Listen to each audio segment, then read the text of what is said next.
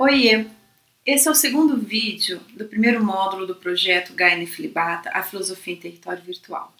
Nesse segundo vídeo, o professor Malcolm Rodrigues nos apresenta a noção de má-fé em Jean-Paul Sartre para trabalhar o tema Reflexões sobre a hipocrisia na crise da identidade política brasileira. Com a palavra, o professor Malcolm Rodrigues.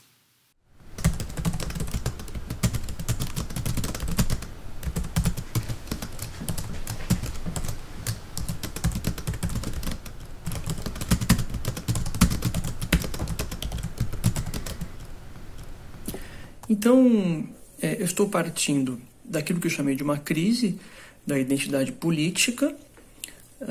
Eu estou tentando compreender essa identidade a partir, nos moldes do gesto hipócrita, na medida em que esse gesto carrega consigo uma contradição.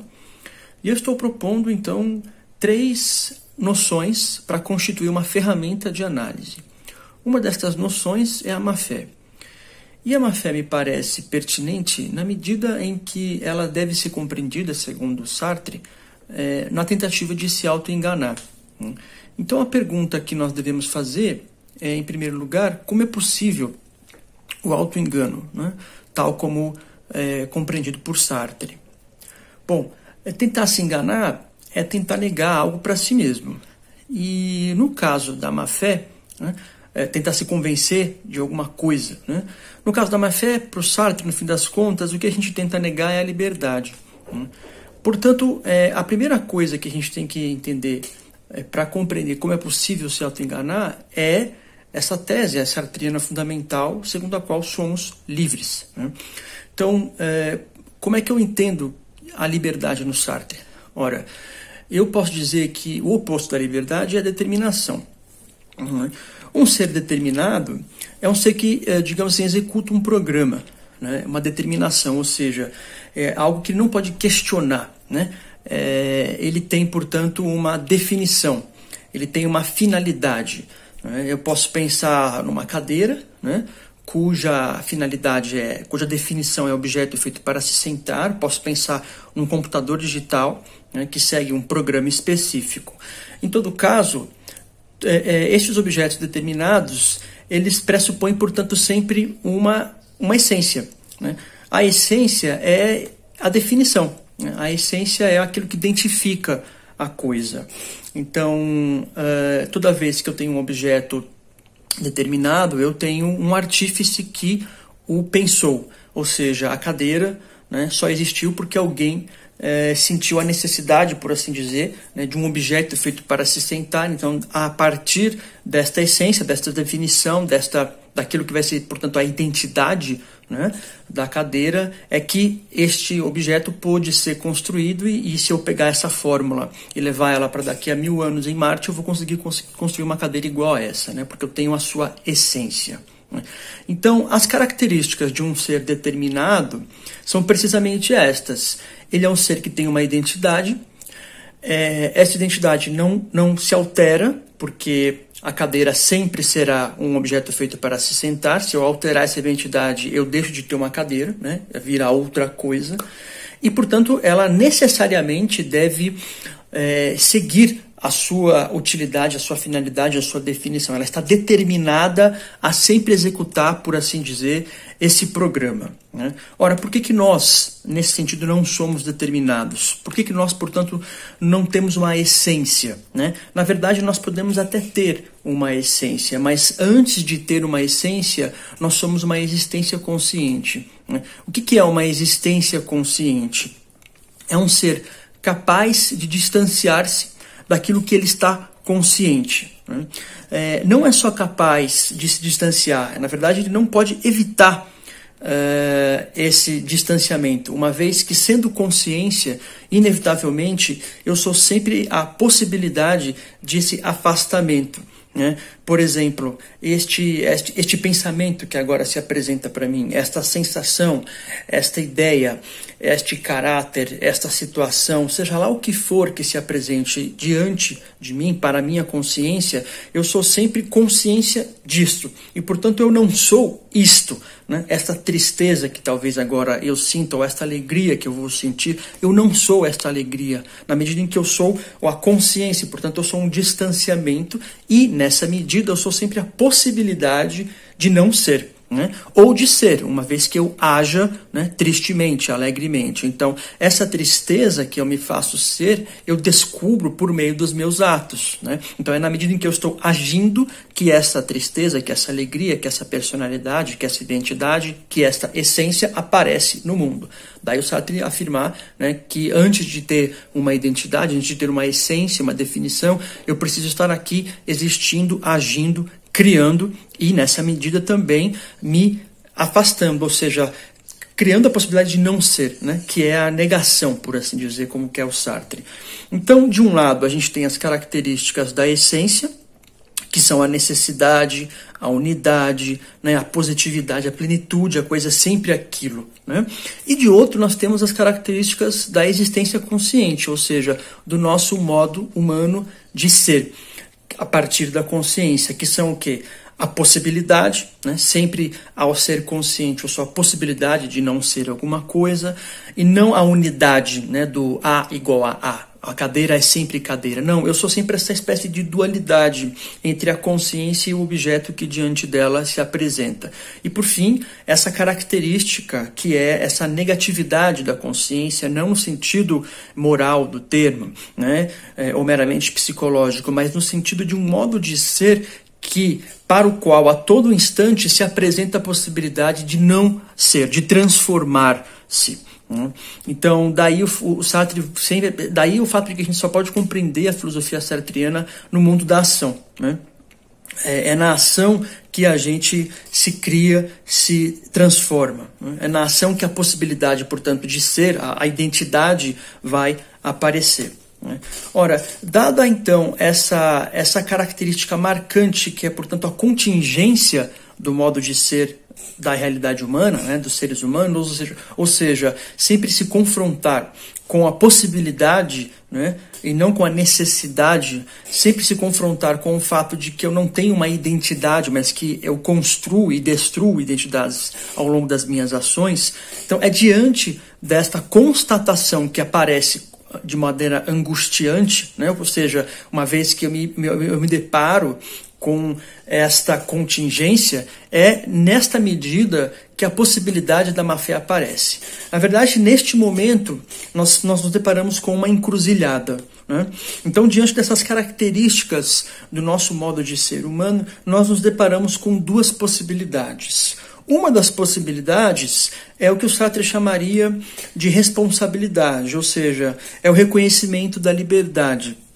Né? É um reconhecimento, portanto, que permite um questionar-se. Né? Ele abre caminho para a mudança na medida em que esse reconhecimento se coloca, né, na contingência. Ele se constata como podendo não ser e, portanto, ele assume para si o reconhecimento de que aquilo que ele faz depende das suas ações, das suas escolhas. Né? É nessa medida que a gente fala, então, em responsabilidade, que deve ser distinguida da ideia de culpa. Né? A culpa é alguma coisa que me joga no passado, por assim dizer, né?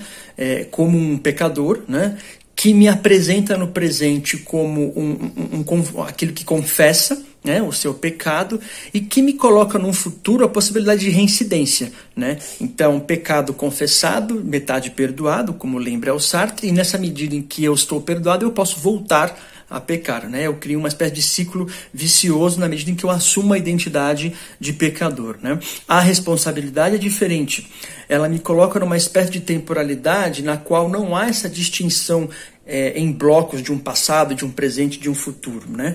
O que nós temos é uma unidade dissociativa na qual aquilo que a gente chama de passado, presente e futuro aparece aqui, na unidade deste ato, no qual e com o qual eu me confronto e a partir do qual eu devo me responsabilizar diante das consequências dele. Né? Então, é um reconhecimento, não é um peso, não é o peso da culpa, mas é um reconhecimento, não é um peso que me leva ao passado, mas é um reconhecimento que abre as possibilidades para um futuro, né? Para um presente em direção a uma transformação, a alguma coisa que ainda não é, a um devir, né? A uma possibilidade. Né? Ora, o outro caminho é o caminho que não aceita, que nega a liberdade. né? Então, é a má-fé. Então, aí aparece a possibilidade da má-fé. Não necessariamente a má-fé, ela ainda não está presente no momento em que eu me deparo com a minha angústia, no momento em que eu faço uma escolha, no momento em que eu me encontro dentro de uma identidade, dentro de uma situação.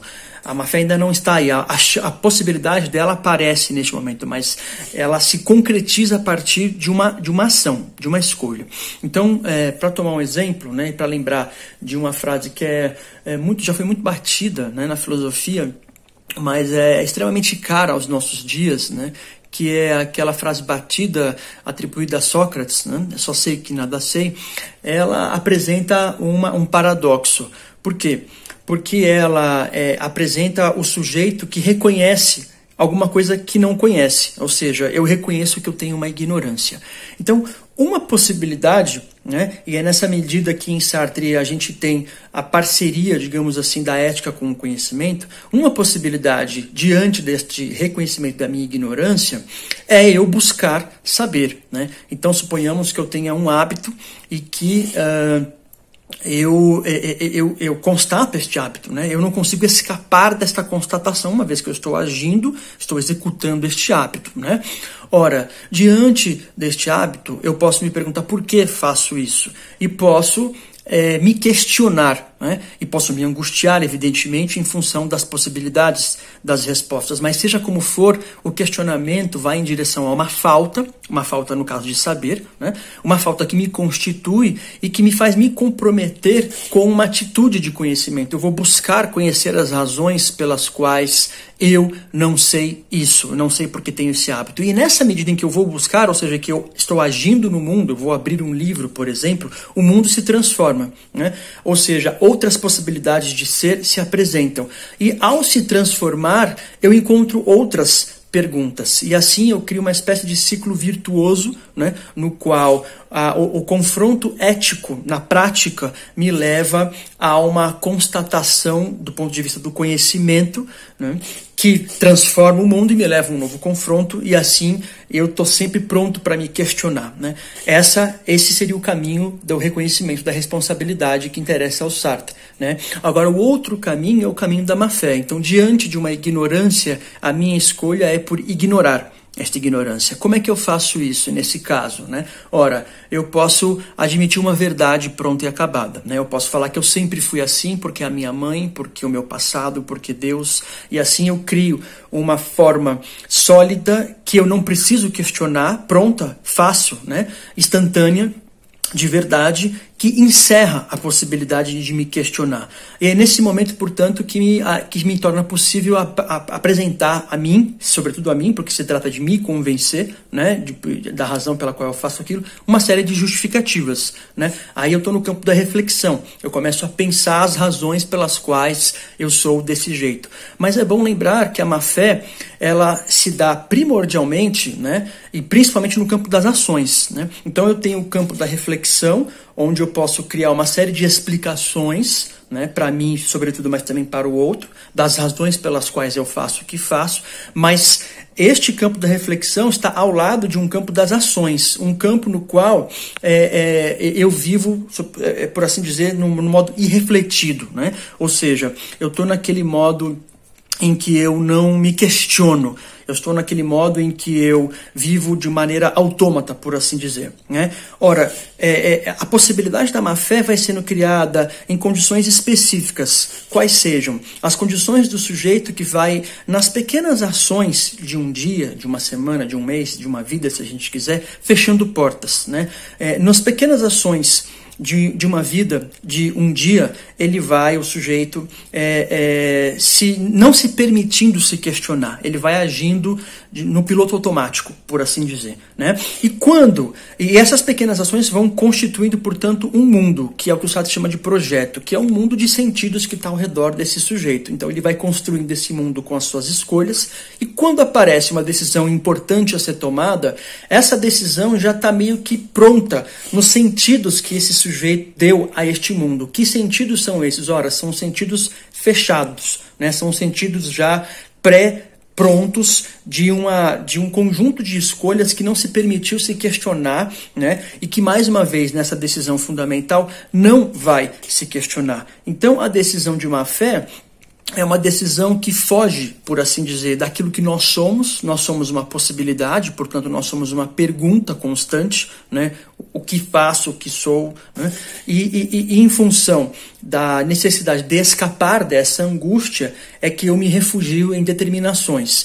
E é nessas determinações que eu encontro as razões para explicar para mim e para o outro por que eu sou como sou. E aí eu consigo me enganar, eu consigo me convencer de que o que está ao meu redor, de que as escolhas que eu faço não são escolhas necessariamente feitas por mim, mas se devem à força das circunstâncias, ao passado e assim por diante. E é nessa medida, portanto, que eu consigo entender em que medida que o ato hipócrita se beneficia de um tipo de auto-engano, na medida em que eu preciso me defender quando alguém vem me acusar de hipocrisia, e eu preciso encontrar, então, as razões pelas quais eu estou sendo daquele jeito, né? E aí eu preciso me convencer disso. E é nessa medida que se torna possível, então, se auto-enganar. E é esse auto-engano que a gente pode encontrar na prática fascista.